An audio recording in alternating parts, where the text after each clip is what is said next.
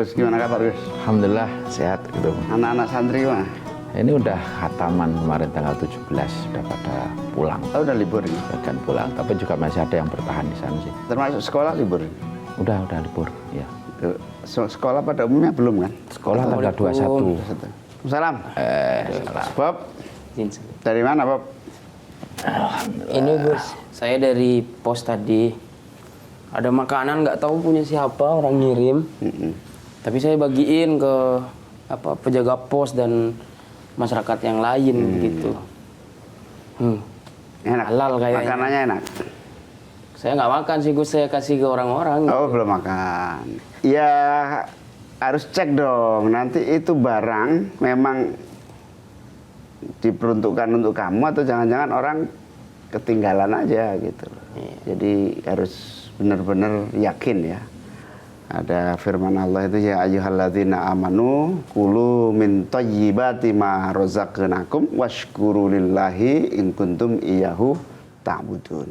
Jadi makanlah makanan yang baik dari rezeki yang kamu dapatkan. Baik itu halal fisiknya, halal sumbernya. Itu menjadi pijakan kita. Kebetulan ada Kiai Yusuf Fodori dari Magelang telah membersamai sahur kita. Matur nuwun Gus, sawepun. Kita sapa pemirsa dulu, Gus. Bob. Assalamualaikum warahmatullahi wabarakatuh. Para pemirsa Metro TV yang saya banggakan, kembali menyertai sahur kita malam hari ini. Kita bertemu dalam Asmaul Husna, insya Allah berkah. Malam hari ini kita akan membahas salah satu asma Allah, yaitu At-Thayyib, yang maha bersih. Seperti halnya hari-hari yang lalu, asma Allah akan terus menjadi rujukan kita dalam mengarungi kehidupan, baik ibadah kita maupun pola hidup kita. Bagaimana Gus, makna sesungguhnya At-Thayyibu? At-Thayyib itu innallaha thayyibun la yaqbalu illa thayyiban. Allah itu maha bersih.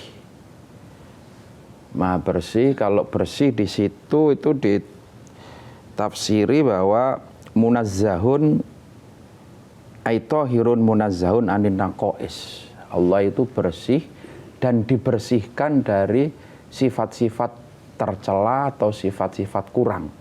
Jadi Allah itu sempurna. Sempurna. Jadi innallaha thayyibun, Allah itu bersih, la yaqbalu illa thayyiban. Maka Allah tidak akan menerima kecuali yang bersih-bersih dari hambanya.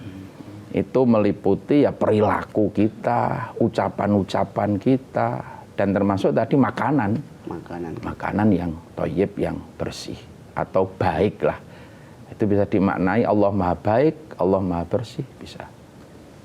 Termasuk bersih hati kita. Iya. Dalam konteks kehidupan berarti akhlak kita bagaimana? Akhlak kita harus mencerminkan sifat-sifat Allah yang maha bersih itu. Iya, akhlak kan meliputi juga ucapan yang thayyib lah. Ucapan yang tidak menyakiti orang lain, ucapan yang tidak menyinggung, itu ucapan yang thayyib, yang baik, yang bersih. Jadi lebih luas bisa bermakna baik lah. Baik. Lebih luas bermakna baik ya.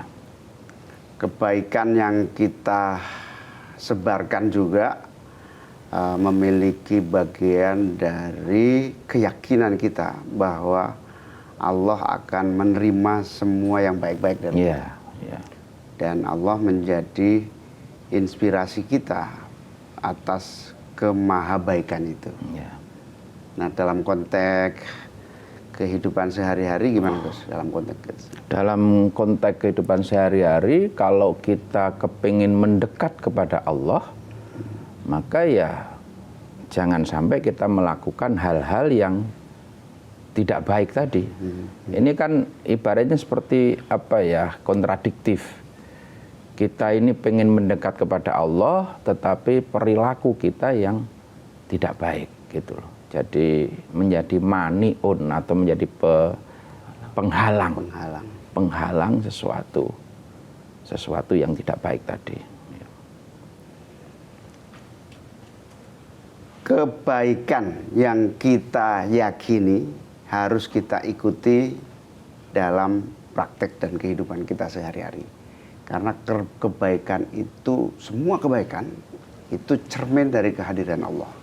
Dan sumber kebaikan itu dari Allah. Dan Allah hanya menerima orang-orang yang baik, hanya menerima yang baik-baik saja. Maka kita tidak boleh membiarkan kita terjerumus dalam hal-hal yang buruk, hal-hal yang tidak membawa kita kepada kebaikan. Mari kita tetap istiqomah di dalam jalan-jalan kebaikan. Para pemirsa, tetaplah bersama Asmaul Husna, insya Allah berkah.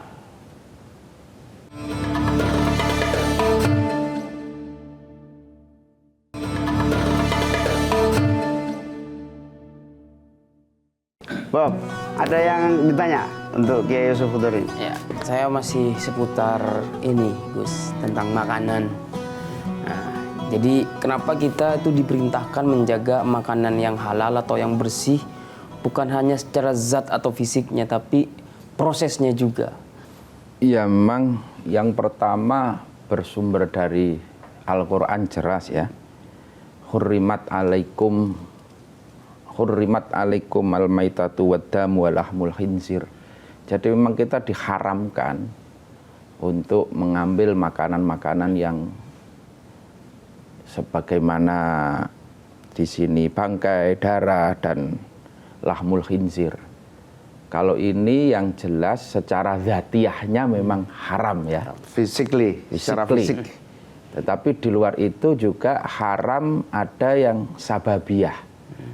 Proses mendapat makanannya ini kan juga akan diteliti.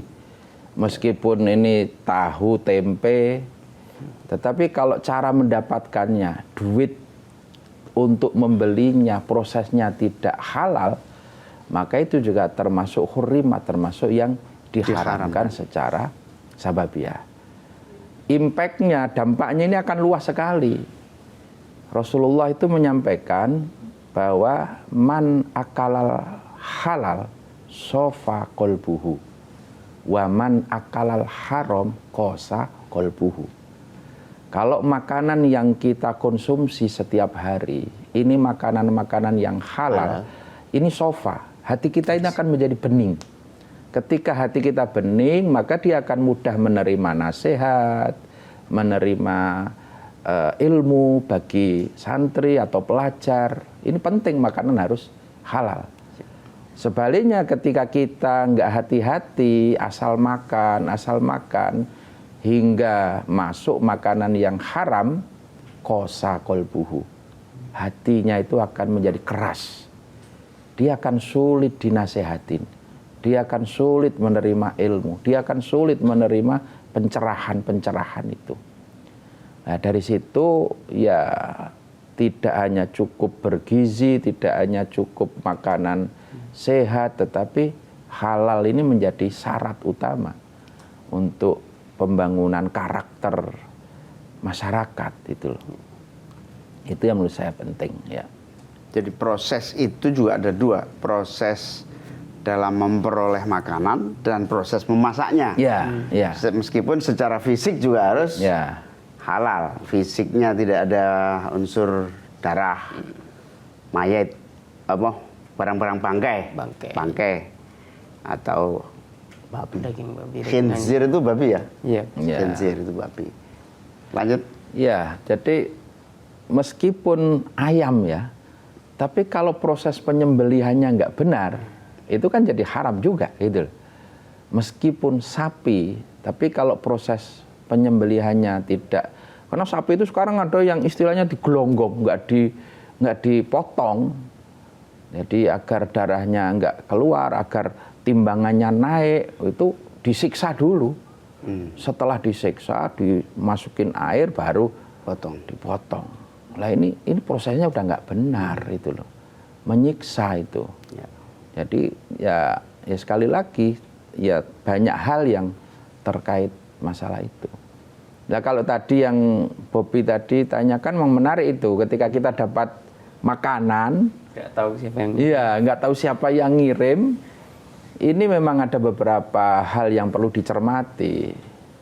Satu, namanya, yaitu memang diperuntukkan untuk Bobby apa enggak? Jangan-jangan itu untuk tetangga sebelah, atau untuk titipan. temannya. Ini kan juga. Terus yang kedua kalinya, dzatiyahnya tadi. Ketika kita makan di daerah yang kita yakini ini mayoritas Muslim ya. Wah, kalau daerah ini sembelihannya bagus.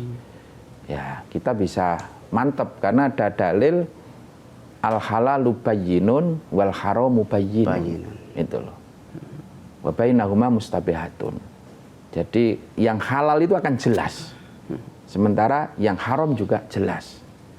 Kalau kita makan ayam di daerah yang mungkin kita di luar negeri atau di mana yang mayoritas non-muslim, ya kita harus betul-betul teliti. Ini ada label halalnya enggak? Itu loh. Ada label halalnya. Kalau enggak ada label halalnya ya kita patut untuk itu termasuk hal-hal yang subhat. Meskipun bentuknya daging ayam, tapi ini prosesnya kita meragukan. Maka ya harus kita tinggalkan. Harus kita tinggalkan. Kecuali makan ayam di Mekah, ya udah kita nggak usah mikir itu. Udah prosesnya, udah ininya pasti. Atau makan di pondok jenengan. Ya, Nah, itu. Tapi sayang ayamnya jarang loh. Kalau terong pasti halal di pesantren ini kan makanan. Jadi at-thayyibu itu konteksnya dalam hal ini termasuk dalamnya halal. Ya. Dan menarik Gus, halal itu di beberapa negara besar seperti Australia atau New Zealand, Ya. itu halal sudah menjadi kebutuhan baik Muslim maupun non-Muslim. Ya. Karena di dalam makanan yang halal itu terkandung satu pasti higienis, Ya. pasti bersih, pasti terjamin keawetannya karena bukan barang yang kotor yang apa istilahnya yang bangkai gitu. Ya. Nah, karena itu sebagai bangsa yang dengan penduduk Muslim terbesar di dunia ini, kita cukup kaget itu ada istilah gelonggong itu ya. Ya. Wah, menyiksa hewan dengan memasukkan air atau supaya beratnya menjadi tinggi. Itu saya lihat tidak di media, tidak hanya sapi, ayam juga. Ya. Itu halal tapi tadi nggak toyib, prosesnya nggak baik gitu. Prosesnya menyiksa itu. Memang sekali lagi apa yang disampaikan Pak Muhaimin tadi benar bahwa halal itu menjamin segalanya. Tadi soal bangkai itu pasti tidak akan masuk kan, hurrimat alaikumul maitah itu loh. Jadi kalau halal ya pasti akan dagingnya fresh. Makanannya segar itu kan. Higienisnya, kesehatan juga pasti akan masuk itu loh. Makanlah makanan yang thayyib dan berkumpullah dengan orang-orang yang thayyib. Nah, kira-kira hikmah dari at-thayyibu yang maha baik, yang maha sempurna atas kebaikannya. Para pemirsa, tetaplah bersama kami dalam Asmaul Husna, insya Allah berkah.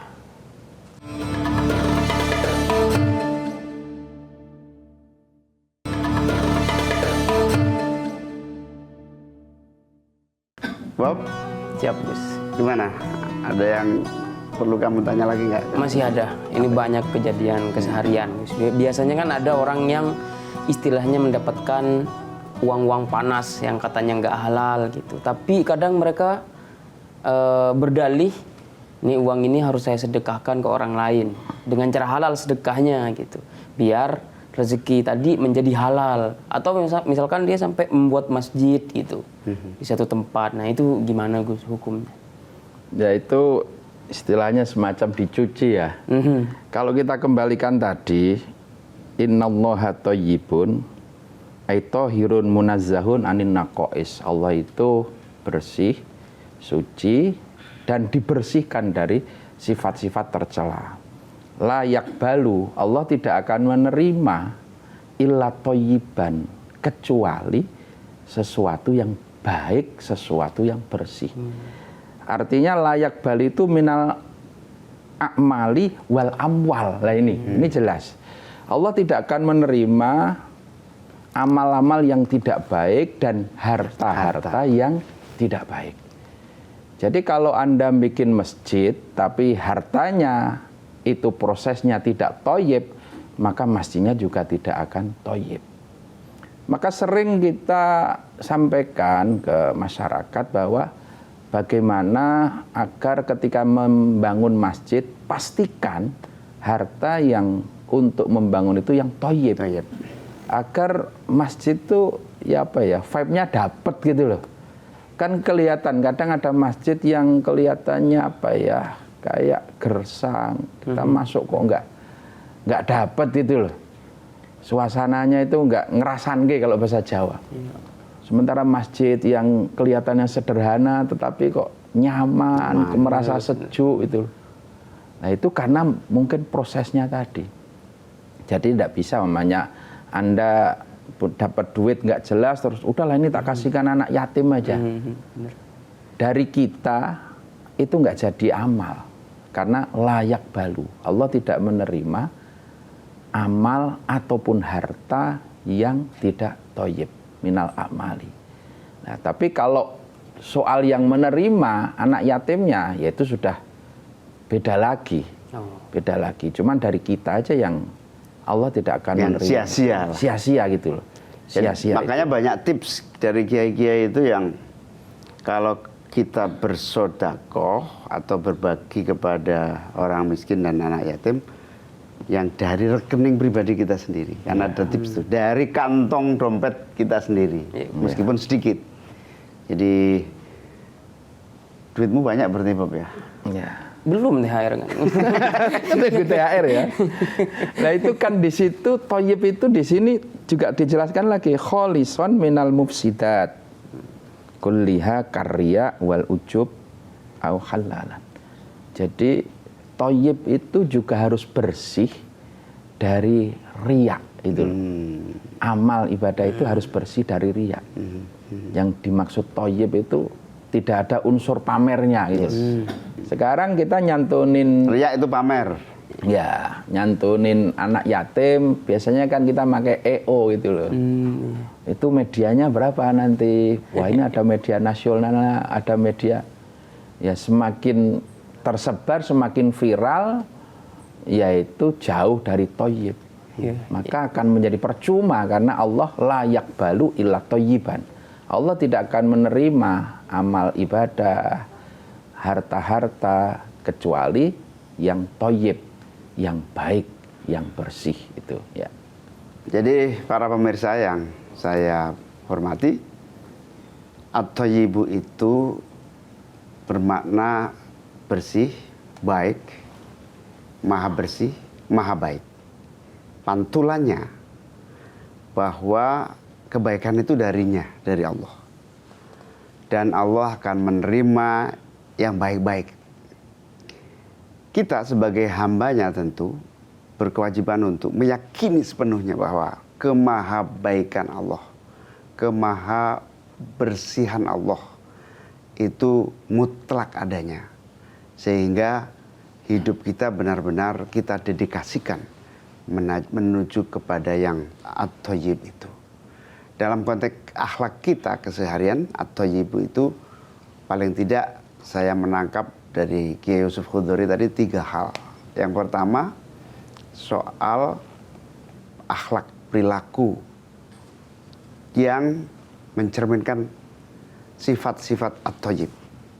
Yang kedua, sumber makanan dan penghasilan kita yang juga bersih, yang juga baik, termasuk di dalamnya adalah halal, yang bersifat halal.